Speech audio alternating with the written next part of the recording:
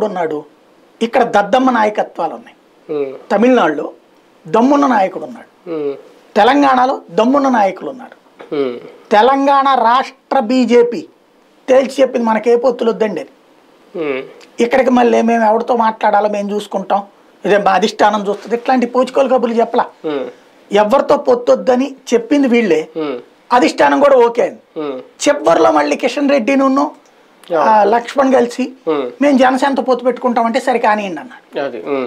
అంతే తప్పించి వాళ్ళు రుద్దల పొత్తు. అక్కడ అన్నామలై తమిళనాడు చాలా క్లియర్ గా ఎవరితో పొత్తు అక్కర్లేదు అన్నాడు.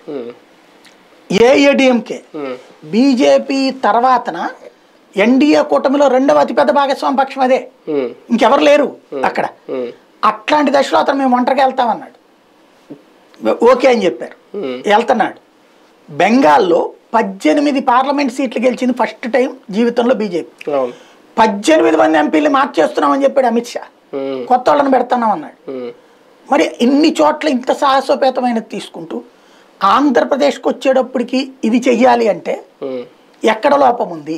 కానీ ఇన్ని చోట్ల ఇంత డేరింగ్ నిర్ణయాలు అమిత్ షా తీసుకున్న ఎవరు తీసుకున్నా ఏపీ విషయంలో మరి ఎందుకు ఇంకా బీజేపీ ఒక క్లారిటీ ఇవ్వలేకపోతుంది? ఎందుకు ఈ తాత్సారం? అదే టైంలో టీడీపీ జనసేన ప్రయోజనం గురించి కూడా బీజేపీ ఆలోచిస్తుందా, లేదంటే పవన్ కళ్యాణ్ చంద్రబాబు గారు ఆలోచించి రేపేదో